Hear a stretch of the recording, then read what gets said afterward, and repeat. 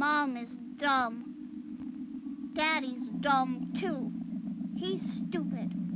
And he's never home. He's always working. And Grandpa's dumb. Pretty dumb. And the Candy Man. Karen's a brat.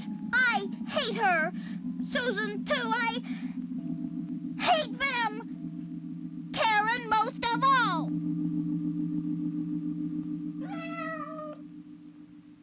Oh, I wish they were all dead.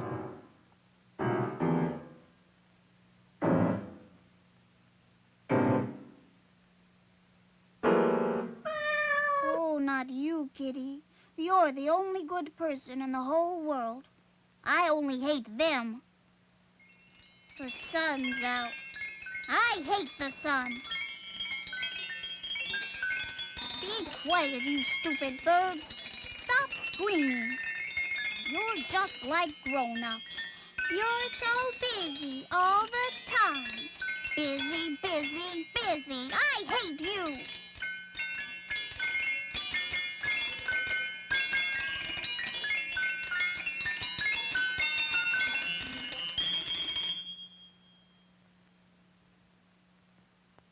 Not now.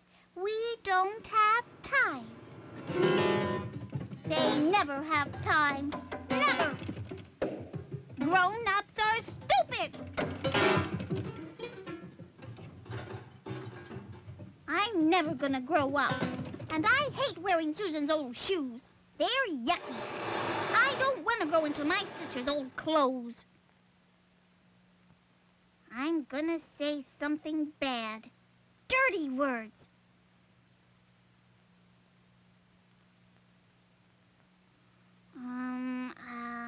Mudface. Stink pot. Cooked vegetables. Dumbhead. Oh, they don't help. Besides, I hate dirty words. Poor Kitty. You're never gonna see Karen again. Because I'm never gonna play with her again. Never, ever.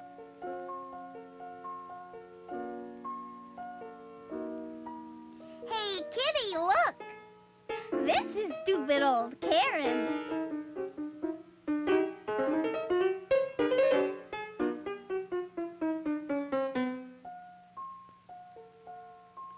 Oh, I don't want to be me anymore. Nobody likes me anymore. I want to be somebody else. I won't hurt you, Kitty. Don't be scared of me.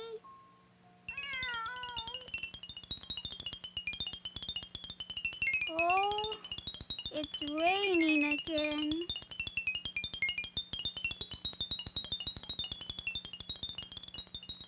I won't be anyone. I won't be anyone at all.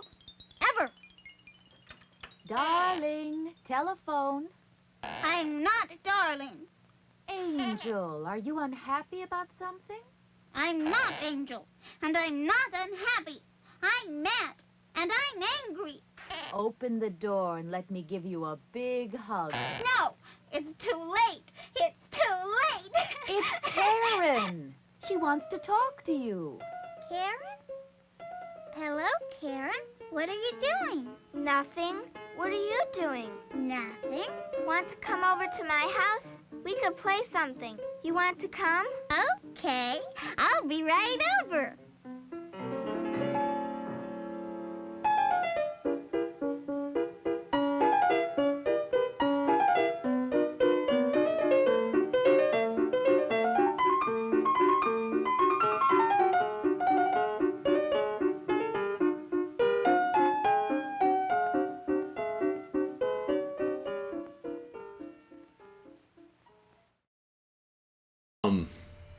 That movie is wonderfully cathartic for me.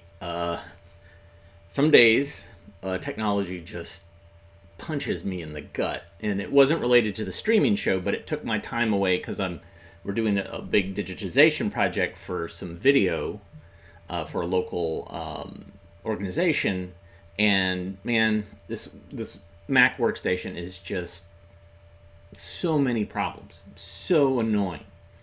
So I was like, all right, I showed this film back in 2020, but it's due. It's due.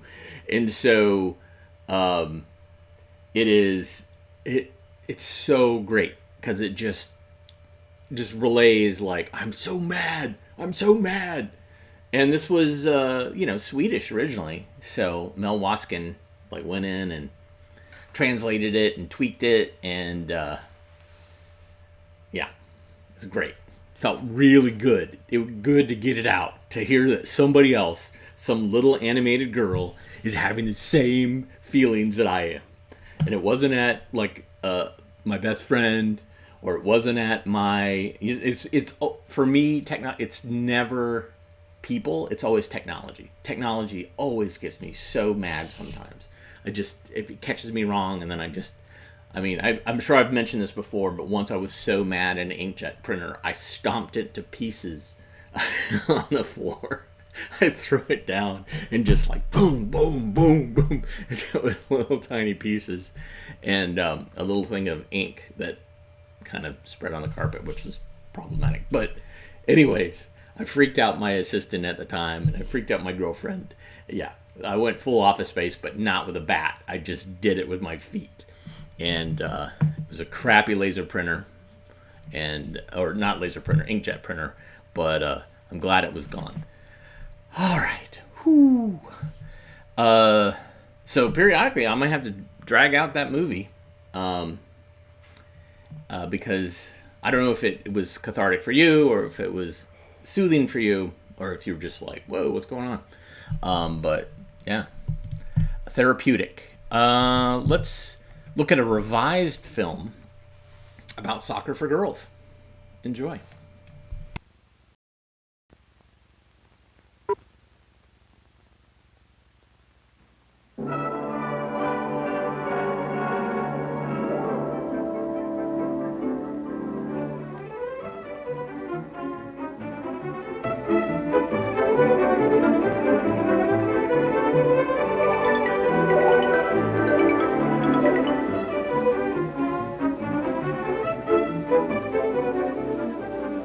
For years, soccer has been one of the most popular outdoor sports for girls. Usually played in the fall, it offers healthful exercise and wholesome fun. The individual skills are easily learned. Note the challenging and vigorous action of the players and the keen enjoyment which the game offers for the spectators. The ball may be played by any part of the body except the hands and arms. Only the goalkeeper may use her hands. The dribble is an important fundamental skill in soccer and enables a player to control the ball in advancing toward the goal.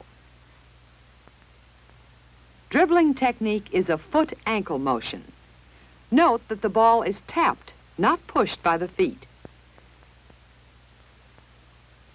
This practice drill in dribbling emphasizes proper foot action for advancing the ball and passing to another player. The markers simulate a teammate's position. Note that the ball is tapped alternately with the inside of each foot, and the pass is executed with the side of the foot as well. As this gameplay shows, the skillful dribbler may also use the outside of the foot in evading an opponent. The ball is dribbled in a relatively straight line, except where evasive action is necessary. Passing, as we'll illustrate in slow motion, is transferring the ball to a teammate. Passing is made with the inside of the foot, as in dribbling, or with the top of the instep. Note how the leg swings diagonally across the body.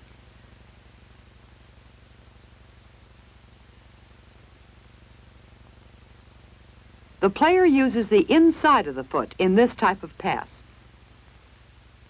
Notice that the knee is kept straight as the foot meets the ball and the leg swings wide. In gameplay, this technique is used for short sideward or short diagonal forward passes. Good soccer strategy consists in passing the ball back and forth among players to avoid opponents. This is the secret of successful teamwork. Here, a long instep kick is used to advance the ball. In the instep kick, the weight is shifted to one foot and the kicking leg swings forward as the ball is kicked off the top of the instep. A high or low kick is determined by the degree of flexion of the knee and the follow-through of the leg. In this game situation, the ball is dribbled down the field and a high instep kick is used to score a goal. Use the instep kick for free kicks and penalty kicks. A penalty kick is made from this position. A knowledge of defensive tactics is valuable. Tackling is a technique used in defensive play against dribbling and passing. Good tackling consists in hooking the ball away from the opponent. It is important to play the ball and not the player. Pushing, tripping, or holding is a foul. Notice the complete balance and control used by this tackler as she deftly retrieves the ball. Here is a good example of tackling. Weight on left foot, bend low, reach and hook the ball. And here it is under actual game conditions. Trapping is a method of stopping a ball with the feet or legs. This is a foot trap with the ball left in position for replay. In a shin trap, both legs stop the ball. The ball is trapped between the extended knees and the ground. This is a practice drill in the use of the leg and foot to form a pocket to trap the ball. Blocking is another form of ball interception. Any part of the body may be used, except the hands or arms. Here, the thighs are used to stop the ball. Notice how the player jumps to meet the ball and how the body gives slightly with the impact. The ball drops in perfect position for replay. The body block is used to stop a ball which is higher than thigh level. In a body block, the impact is cushioned and the ball drops to the ground close to the player and in position for an effective return. Drills such as these help to develop skill in trapping and blocking the ball for game situations. The volley occurs when a player meets and redirects a ball in the air. Foot volleys are executed with the instep, inside, or outside of the foot. Watch the player move to meet the ball as the foot and leg follow through in the direction of the pass. Here the knee is used to volley the return of a low pass. A higher pass may be intercepted and redirected by a shoulder volley. Note how the player jumps to meet the ball, striking it vigorously and giving it a good, clean bounce. While volleying with the head is permissible, it is not always recommended for girls. Only experienced players should attempt it. When a ball goes out of bounds in a try for goal, the defense is awarded a defense kick, which is a place kick and is taken on the quarter circle lines marking the penalty area. In an out-of-bounds kick by the defense, the offense is awarded a corner kick, a place kick taken 5 yards from the nearer corner, and no other player may be closer than 5 yards from the ball at the time. Even the most skillful players cannot always prevent the ball from going out of bounds. The player who touched the ball last should raise her hand. When a foul, such as tripping, occurs, the umpire stops the play and awards a free kick to the opponents where the foul occurred. It is illegal to kick backward on the kickoff. The umpire awards the ball to the opponents for a free kick. Illegal use of hands or arms and pushing an opponent are also fouls. A double foul, charging by the defense and pushing by the attack, is penalized by an umpire's roll-in. A defensive foul within this penalty area entitles the offense to a penalty kick. A goalkeeper within her own penalty area may stop the ball and return it by using the hands, carrying 2 steps and punting. To punt, This player takes 2 steps, dropping the ball on the second. The kick is made with the top of the instep. Here is good punting technique. The ball is held away from the body, weight is on the left foot as the right leg kicks. The kick is completed with a stiff knee, toe down, impact high on the instep. Notice the control and coordination as well as a complete follow-through. Soccer is a game of fast action in which the following techniques must be mastered. Dribbling and accurate short passes are essential to good team play. The instep kick is used to send the ball deep into the opponent's territory or to score a goal. The tackle is important in taking the ball from an opponent. Other defensive skills are the foot trap for stopping a low ball or the shin trap using legs and feet. Blocking can be done with the thighs or by the cushioning effect of other parts of the body. If the play can be made before the ball reaches the ground, the foot volley may be used. Or the ball may be kneed. A higher ball can easily be volleyed with the shoulder. Or if you are an expert, you might try the head volley. The punt clears the ball from the scoring area.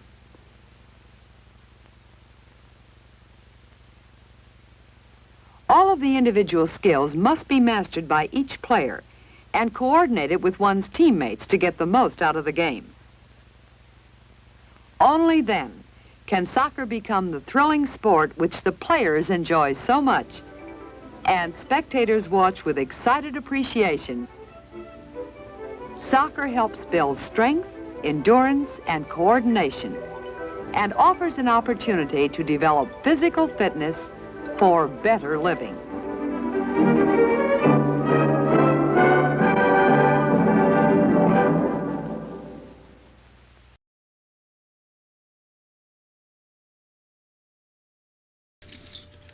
It turns out I have a lot of outtakes from this film. So there's a lot of footage shot of girls playing soccer and softball too. A lot of that as well. All right, what do we got? What do we got? So many things to show you. So many things. Let's learn about garden plants and how they grow. Again, therapeutic. Trying to before I tackle like getting a film on here. I'm just now getting over that last technological nightmare, which I think I got fixed. I'm going to go over here now and kind of deal with this. So watch this in the meantime and learn something.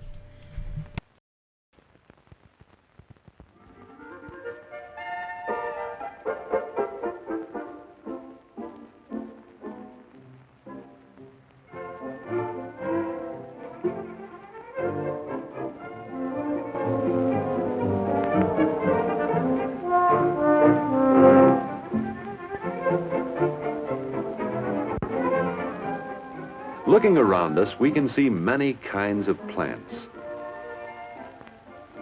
What kinds can we see? What can we learn by looking at them?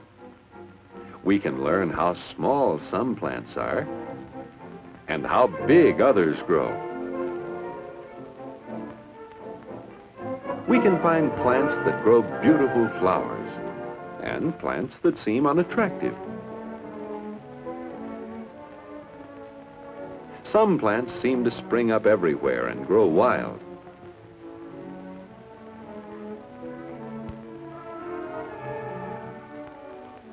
Some are carefully grown in gardens for their beauty or for food. Let's study the plants in a garden and see what we can learn about how plants grow and how the way they grow is important to us. What do you notice about these radishes? They're round, juicy roots, good food for us. Here are more plants that supply food for us. This is a very young carrot. There are many root vegetables in the garden. We eat the food that these plants store in their roots. Other plants, such as lettuce, store food in the stems and leaves, and these are the parts we eat. See how the leaves of this cabbage plant grow in a tight ball or head? This is spinach. You know what part of this we eat. But what part of this plant do we eat? Can you see? What's inside the pod? Tender green peas. The peas we eat are the seeds of the pea plant. We eat the seeds of many plants. Sometimes we eat just the seeds, and sometimes we eat the whole pods. Do you know what's inside this pod? Let's look. Tiny seeds that we eat with the pod. Let's see if we can find some other seed pods we eat. This plant has flowers. It should have seed pods, too. Here are some. Do you recognize them? Well, in a few weeks, they'll look like this. Now you know this is the juicy, pulpy seed pod or fruit of the tomato plant. Almost all plants grow seeds and store food in them. The seeds are scattered, and when they reach the ground, they may grow into new plants. Here are seeds from many different garden plants. There are all sizes and shapes, but in important ways, they are very much alike. If we cut a seed open very carefully, we can find inside a tiny new plant, all ready to grow. The beginnings of a leaf, a stem, and a root. And there is food stored up to help the plant grow. To grow plants from seeds, the gardener prepares the soil so it is soft and finely broken up. There is moisture in the soil, too. The tiny seeds are gently pressed into the soil and covered lightly. Then what happens? How do seeds grow into plants? By speeding the action in the camera, we can actually watch these bean seeds grow for a period of several days. They are sending down roots to soak up water from the soil, and they are using the food stored in the seeds.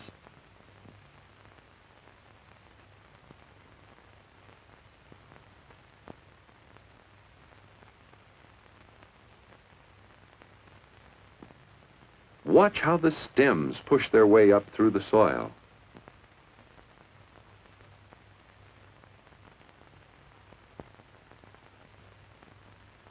Remember, the plants are growing on water from the soil and on food stored in the seeds.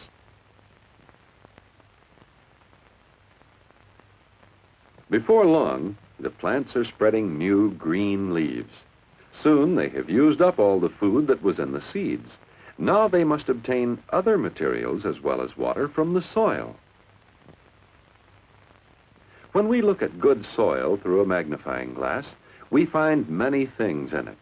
Bits of dry leaves and grass, dead insects, decaying manure. From such things, plants obtain the materials they need to grow.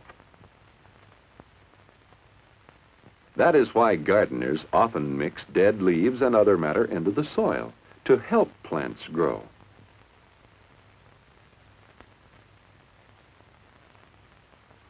Plants grow well where the soil is rich with the materials they need, but they grow badly where the soil is poor. So, the roots of green plants absorb water and other materials from the soil. If you look very closely at the stem of a plant, you can see the veins or tubes through which these materials pass up to the leaves. And on the underside of leaves, you can see the veins clearly. Now, the leaves of green plants also take in a part of the air called carbon dioxide. On the underside of a leaf are little pores through which air gets inside. Plants use air to help make food. Most plants need one thing more to make their own food. Look, see how strong these plants are? And over here, what a difference. Because these plants are in the shade. They need more sunlight in order to grow well. If you've seen a plant growing in a window, you may have noticed how it keeps its leaves turned toward the sunlight. Most plants grow toward the light. We call them phototropic. We have seen that plants take water and other materials from the soil and carbon dioxide from air. Then, with energy from sunlight, they make their own food by a process called photosynthesis.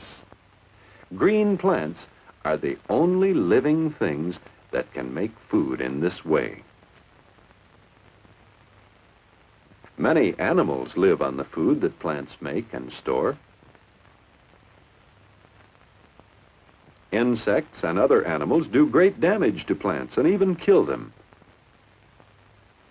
So, gardeners often spray poisonous liquid or dust on their plants to protect them.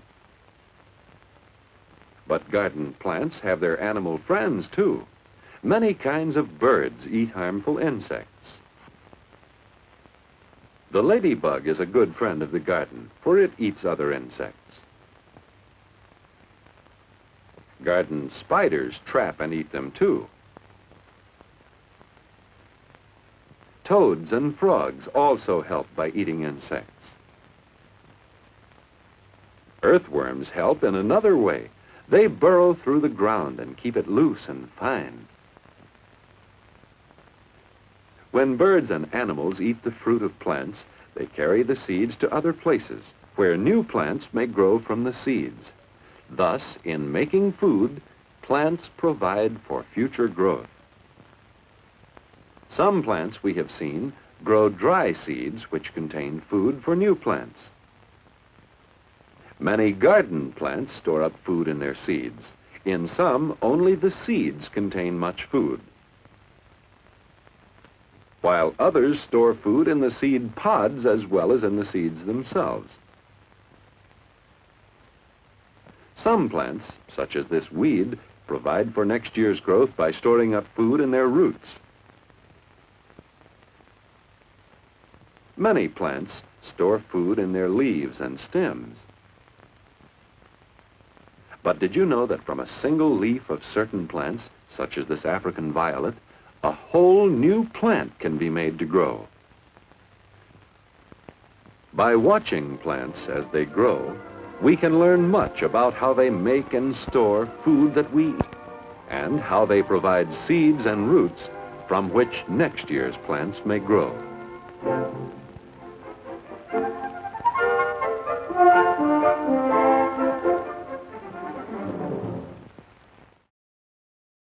You want the plants to be green? There. They're green.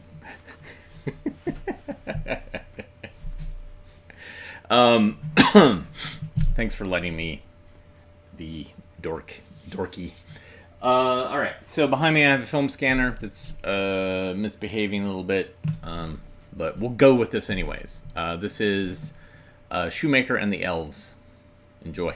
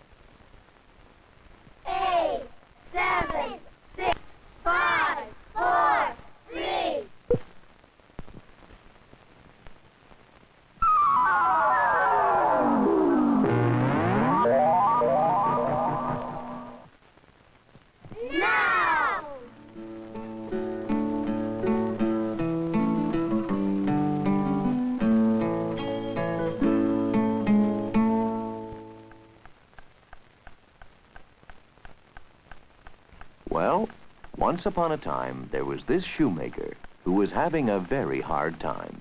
No customers, no work to be done, no money coming in. Things were very bad.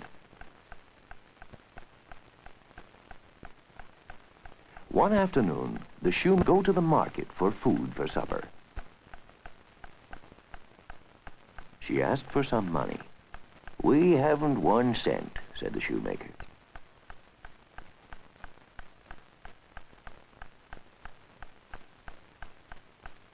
What would they do?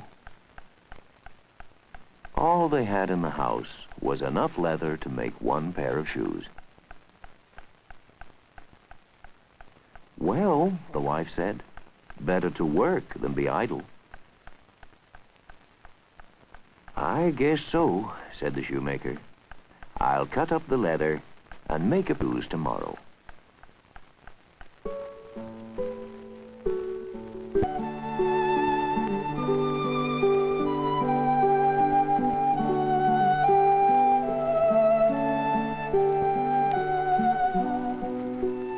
So they went to bed that night, hungry and worried, knowing that something magical was going to happen.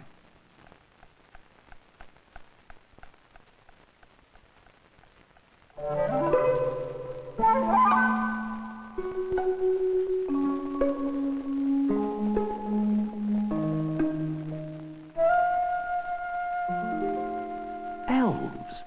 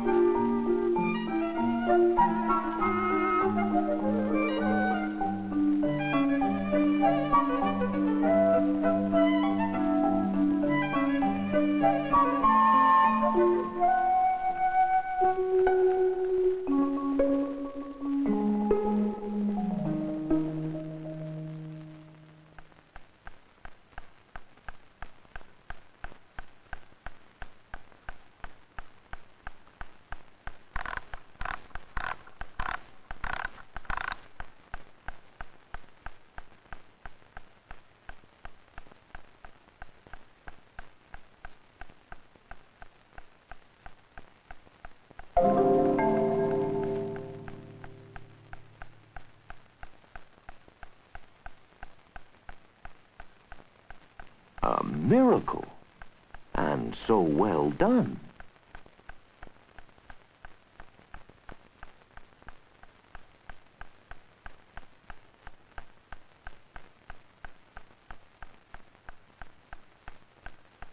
The shoemaker's wife couldn't believe it. Then, another miracle. A customer. The shoemaker forgot all about the new shoes when the gentleman said he needed a heel nailed back on his left shoe.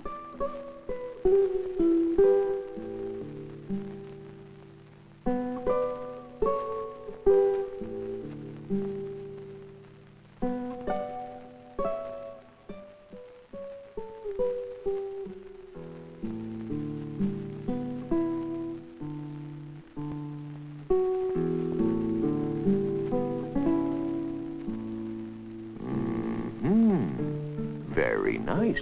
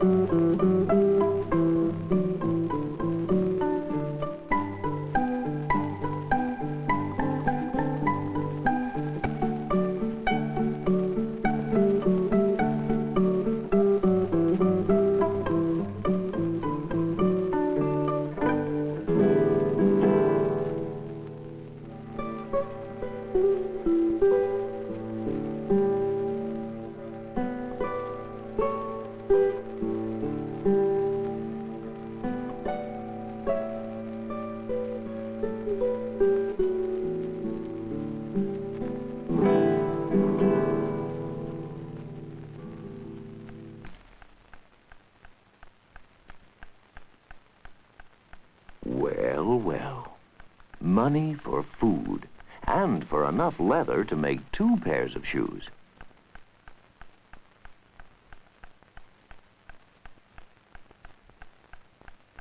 Forgetting all about the mystery of the night before, the shoemaker cut the leather for 2 pairs of shoes that he himself would make the very next day.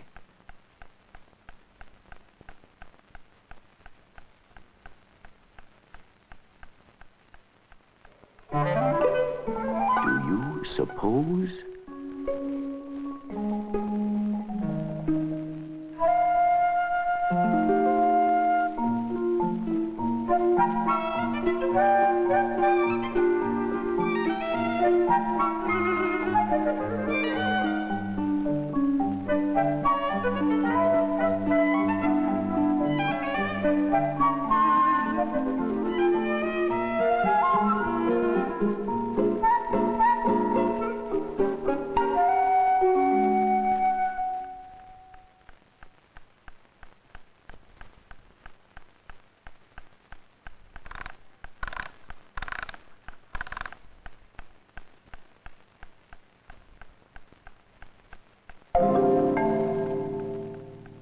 Yes, it had happened again.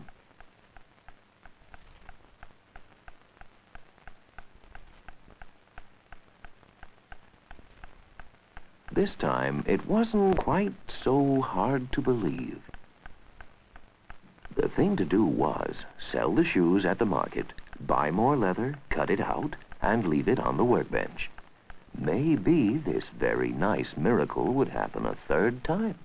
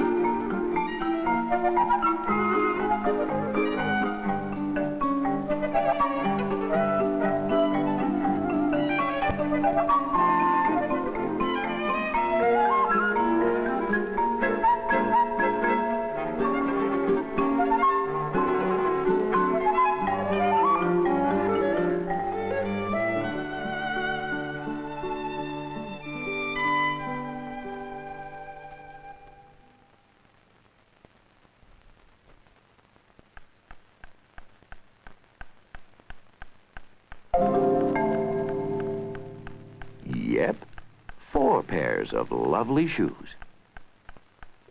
Well, the shoemaker thought he'd certainly work hard all day, every day, cutting out leather, as long as some magic hands turned them into shoes at night. And they did.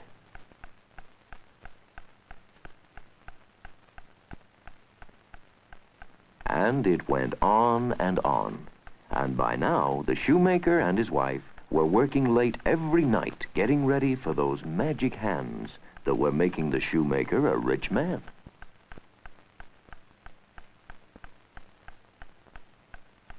One night, the shoemaker said to his wife, "Let's stop now. It's time to do what we said we'd do."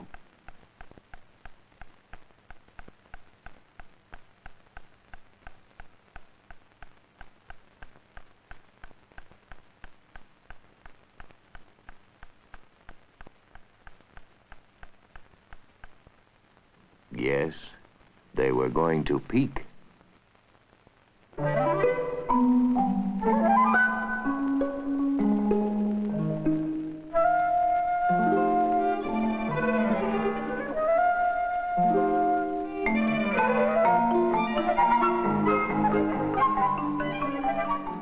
Well, they were astonished and ashamed. Those little elves had done so much for them. So they decided to do something in return. The shoemaker's wife made pretty clothes for the elves to wear instead of just aprons. And this time, instead of pieces of leather, they laid out the new clothes on the workbench.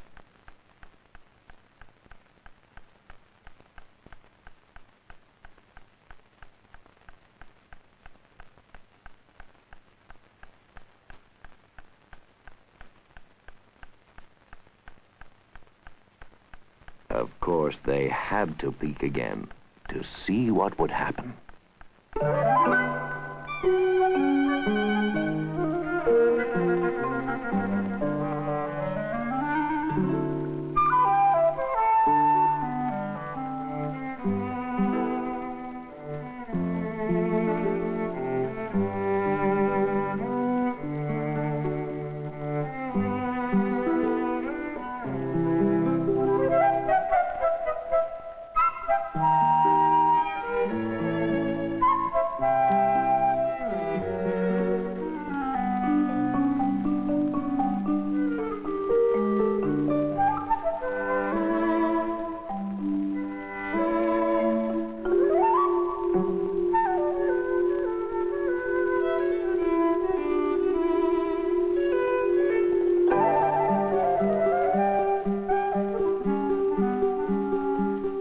The elves danced with joy.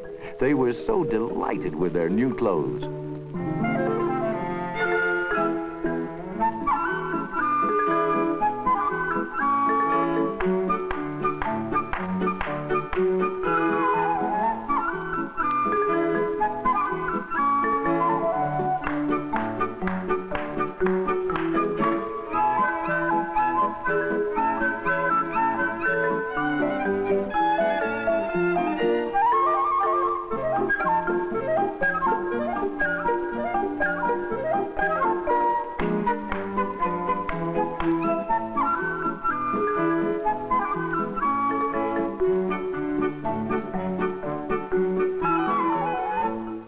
They had danced right out of the window, but they left messages embroidered on their old aprons.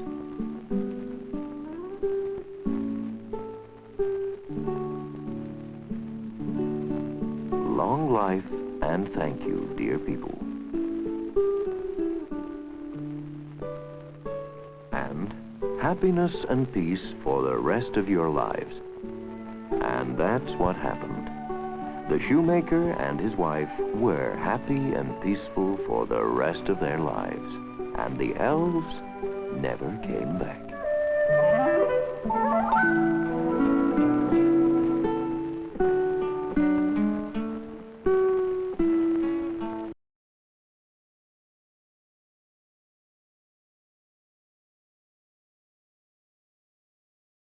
Tut for Film und Bild. Yeah, this is the gig economy. They get paid in t-shirts. It's fascinating. Yeah, it's definitely European. Holy cow. We have seen this before. But, okay, let's see what we got set up for you. Let's do the history of writing. Enjoy.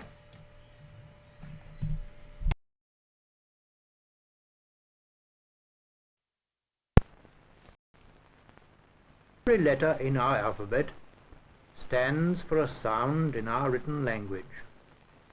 Every word we write is made up of a few separate sounds.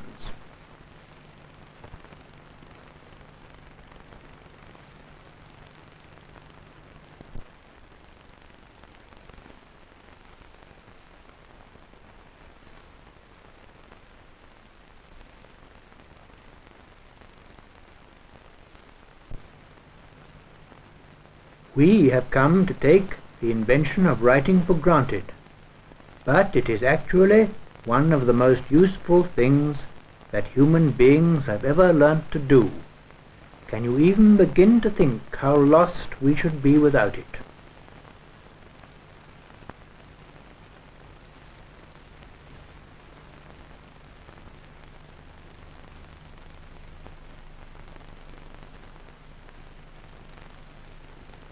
How did writing come about? Here is the story. When primitive people started making signs and writing things down, their needs were simple. They needed to check their property. They also wanted to record time. Here are some red Indian signs to show the time of day.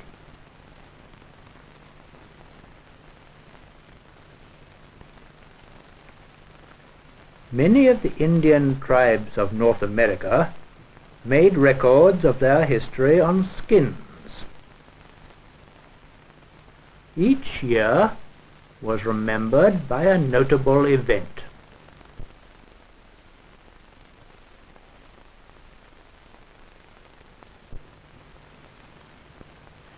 Here, the picture of an Indian shaking hands with a white man marks the year 1855, when the Dakota Indians made a treaty with the United States. People also wanted to convey information. At the bottom of a mountain path in New Mexico, someone found this picture. It was a warning to travelers. You can see what it meant. The track is all right for goats. They can scramble up. But it is much too steep for horses. They would fall down.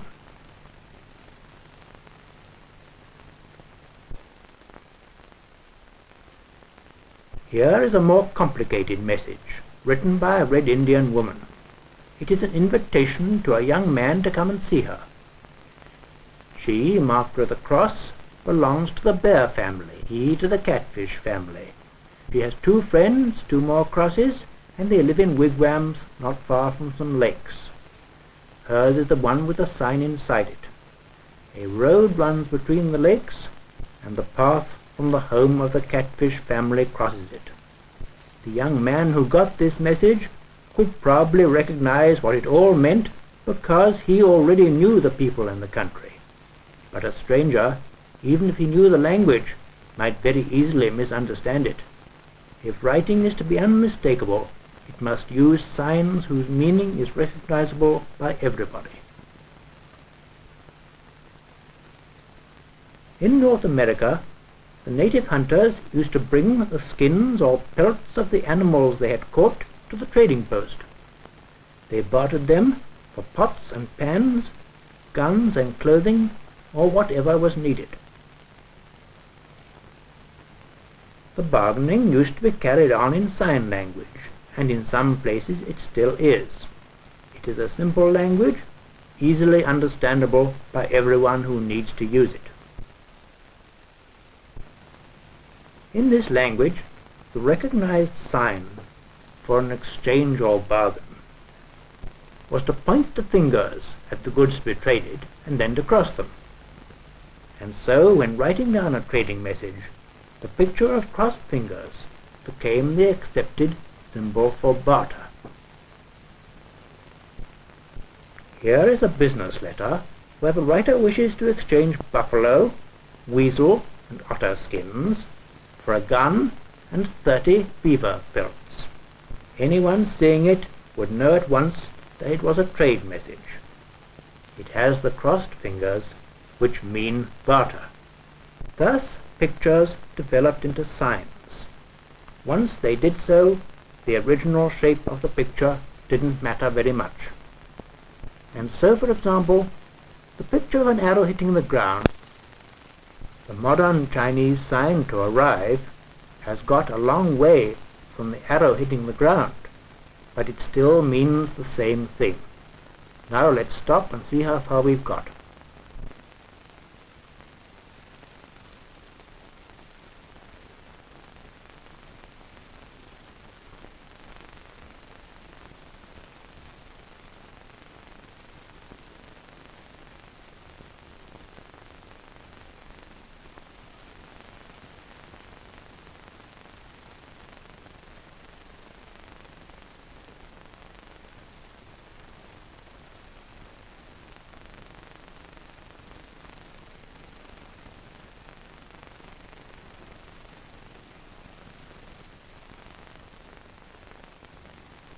Various systems of writing were invented in different parts of the world. They all started by being simple pictures. Each country developed its writing in a different way. In China, men paint their writing on paper or silk. The original pictures gradually lost their shape and acquired forms which look complicated to us, but are actually easier to paint. Curves gave place to straight lines.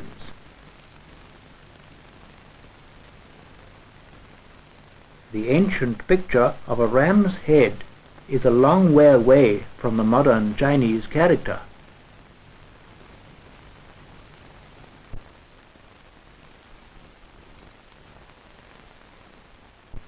In other parts of the world, other ways of writing developed. Mesopotamia is the country between the rivers Tigris and Euphrates. Here a great early civilization grew up.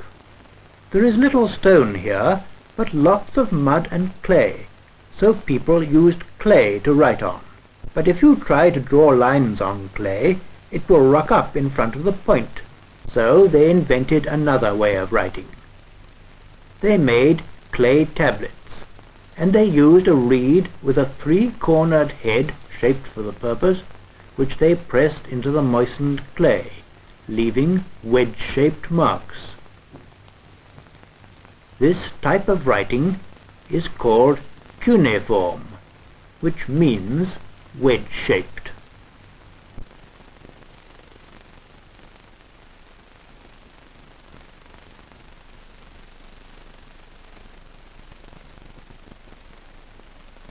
When the writing was finished, the tablets were baked hard in the sun. In this writing, pictures often got turned over onto their side. This is the picture of an ox's head. As you see, in this writing also, as pictures came to be made up of a series of little wedges, they soon lost their original shape. Here, the picture of the ox's head is completely lost.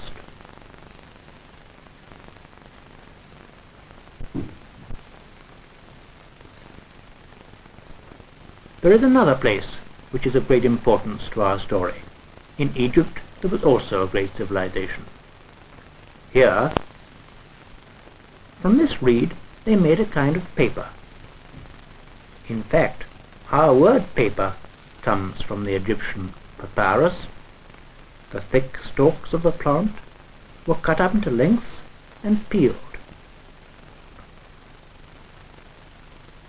Then the white pith inside was cut into thin strips. A row of these strips was laid down side by side,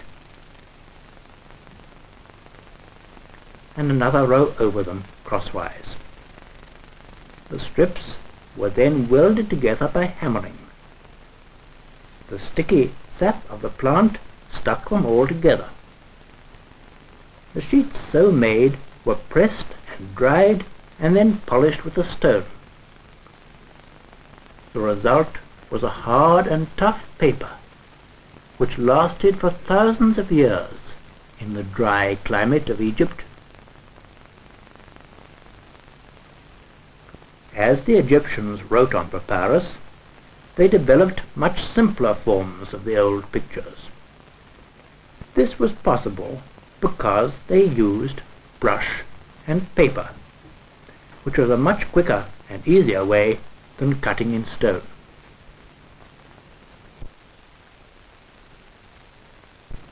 Now we'll stop again and sum up.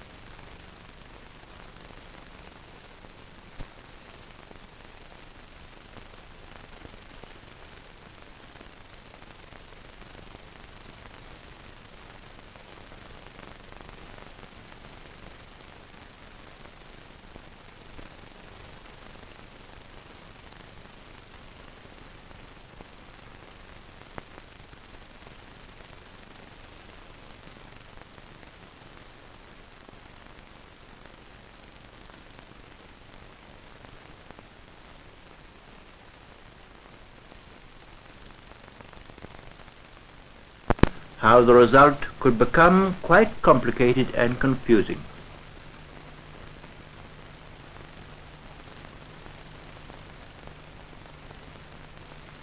Pictures were often very alike. For example, the Egyptians used this sign for a wall. Written like this, it meant to push over or throw down. This Babylonian sign is a picture of a plough. Here alongside it is the sign for man. Man put in front of plough meant ploughman. Several ways were tried to make writing exact, including the use of pictures to represent sounds.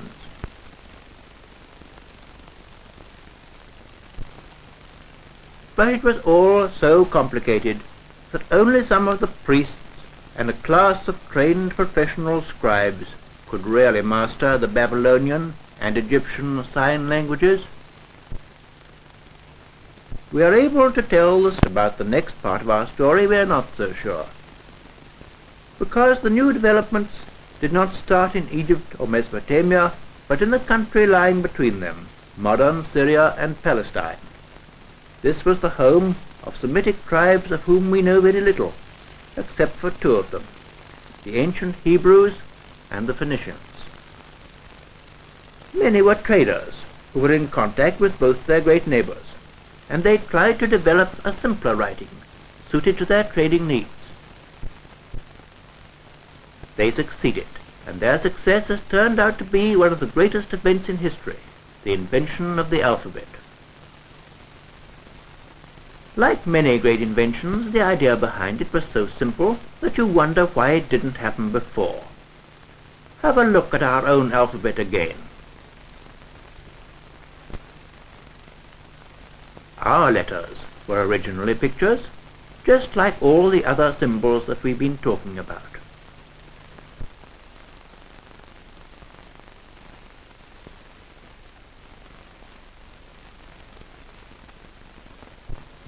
Our letter A came originally from the Egyptian picture of an ox's head, and our letter B came from the picture of a house.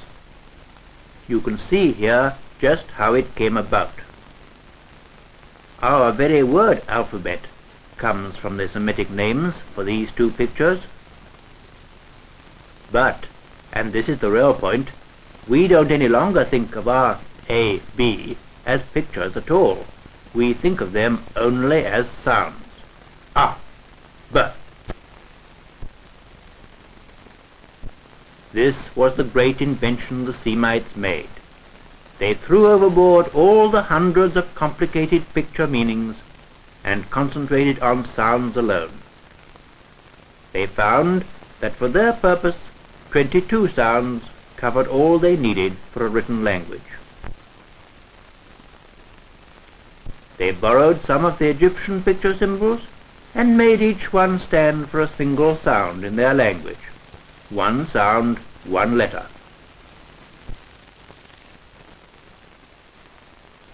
The people who made this invention probably did not realize what they had done. They were just using existing writings in the way that suited them best. The earliest complete alphabet we know comes from inscriptions at a place called Jebel on the Syrian coast. This written language did not use vowels, and the name Jebel was written like this. Writing was not always done the same way. It was often from right to left, like this. Or it might be in alternate directions.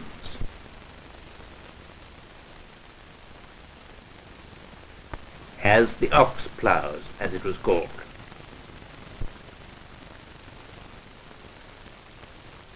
Now, let us sum up again.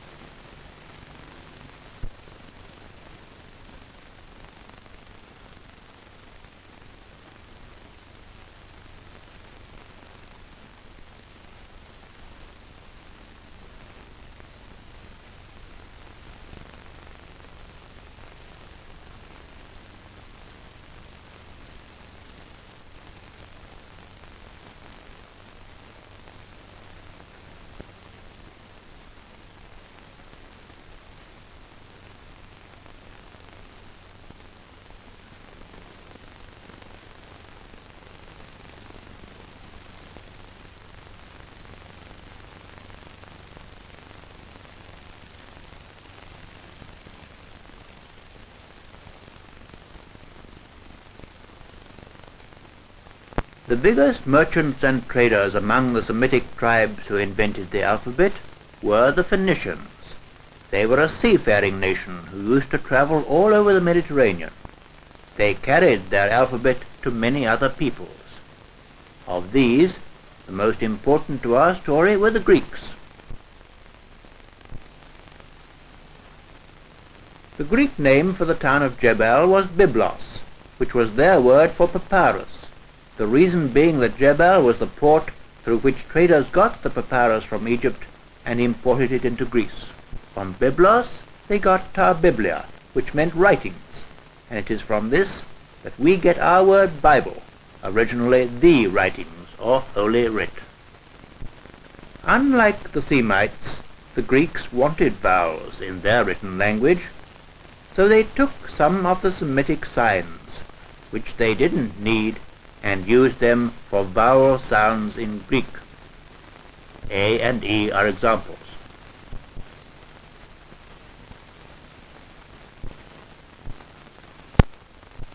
Thus, from Greek, Roman developed.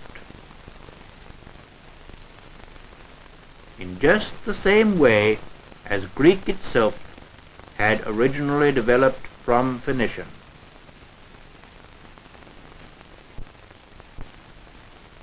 And so we get the letters that we know today.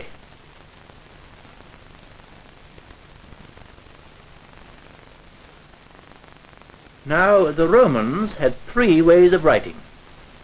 They carved on stone, as other peoples had done. They used rolls of papyrus for books, and they also wrote on wooden tablets coated with wax.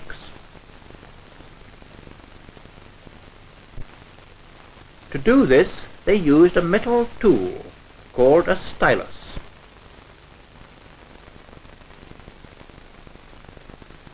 One end was pointed for writing, and the other end was rounded for rubbing out. The tablets could be used again and again by smoothing over the wax.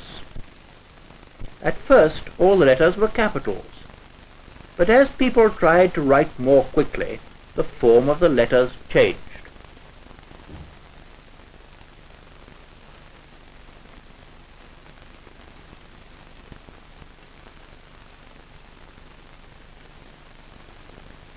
About 800 years after Christ, under the Emperor Charlemagne, a style of writing developed in France whose letters begin to look very like the small letters we use today.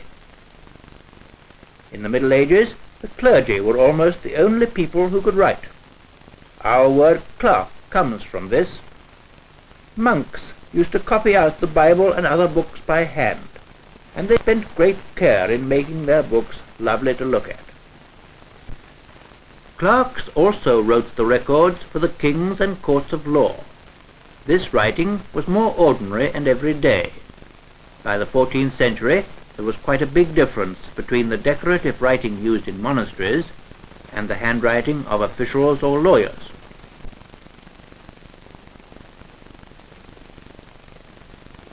Meanwhile, in Italy, people had been rediscovering old classical manuscripts. This had a considerable effect on handwriting, and our modern hands owe a lot to it.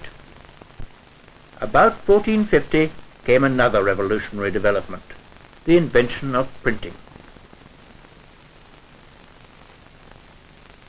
With the first printing press, the whole story of writing changed. Once the type had been set up, hundreds of copies of the same book could be made in a very short time. Till then, books had been very rare. Few people had used them. But when books were available in larger quantities, more and more people wanted to read and write.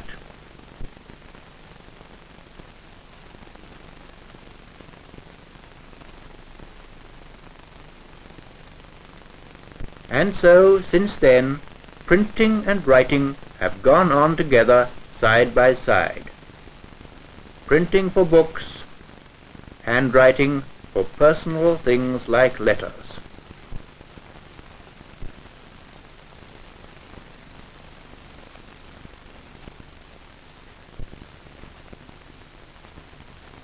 styles of writing have differed in every age, but all, including the handwriting that you use today, are directly descended from the first alphabet invented more than 3,000 years ago.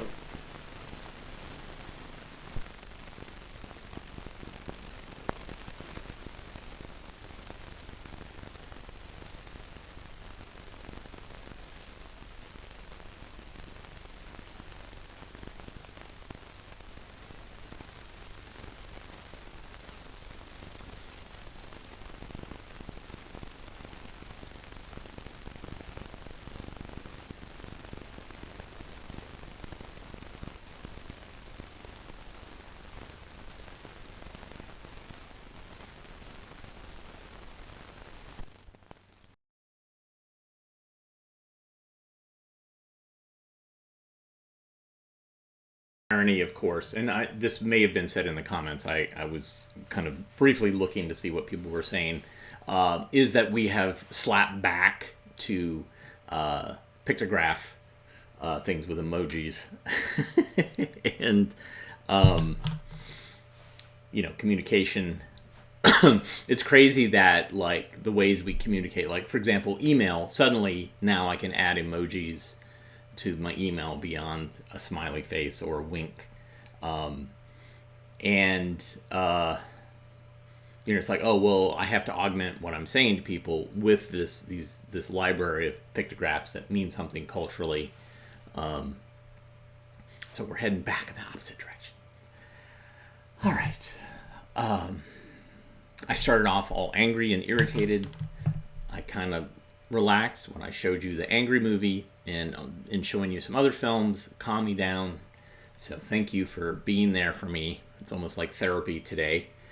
And thank you for contributing. I think Jeremy contributed some money to the cause. Join me tomorrow. What is today, Wednesday? Yeah, join me tomorrow, Thursday.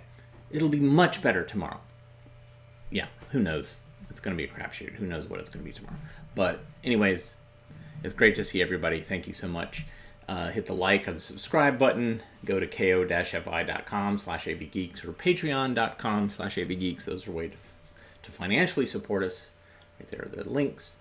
Or also you can use the super thanks button. And as Eisenman says, quoting Michael Landon, love each other and listen to each other. Those are great ways. And also take care of yourself. That's what I did. I took care of myself. I showed some films that would help me kind of get through that annoying thing that I was doing. And it did. It helped. So everybody take care. And we'll see you tomorrow.